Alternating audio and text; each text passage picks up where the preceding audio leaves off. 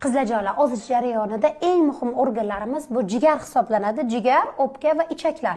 Birinchi o'rinda jigar, chunki yog' almashinuvida bevosita ishtirok etadi. Bugun men jigarni tozalovchi retsept aytmoqchiman. Gepatoz bizada ko'p, ya'ni oldin alkogolli gepatoz bo'lgan bo'lsa, ichuvchi, chekuvchi erkaklarda, insonlarda gepatoz, jigarni qotishi, yog' bosishi uchragan bo'lsa, hozirgi zamonda semizlik orqasidan keladigan gepatozda ko'p. Jigarni atrofini yog' bosadi, oqibatda jigarimiz qurib qoladi.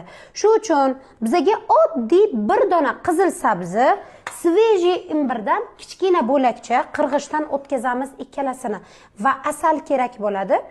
Bu retsept hafta davomida ichib yursa bo'ladigan retsept, jigarni tozalab beradi. Qaranglar, sabzini solamiz. 1 litrli banka olsalarzam bo'ladi. Menda chiroyli idishcha bo'lgani uchun shu idishchani qildim.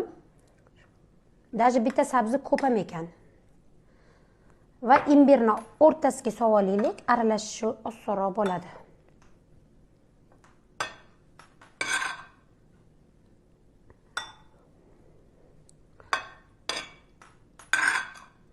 Mana. Endi ikkalasini aralashtirib oldik, to'g'rimi? Va ustidan 2-3 choy qoshiq asal solib yuboramiz. Asalimiz shunaqa suyuqqina asal bo'lsin qizlar. Menda paxta asali, qaranglar. Ko'proq soldim, e'tibor beringlar. Va bularni aralashtirib olamiz. Har xil dorilar emas, aynan shu retsept zo'r foyda beradi.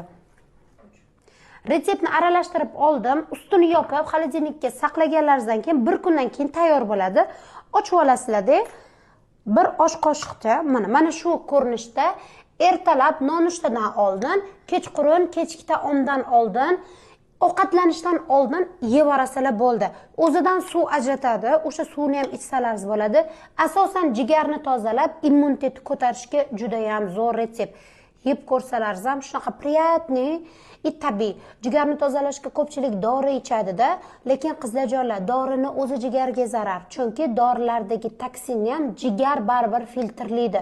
Bu degani jigar uchun dorilarni o'zi ham jigarga zarar bo'lishi mumkin. Mana bunaqa tabiiy retseptlar esa faqatgina foyda bo'ladi.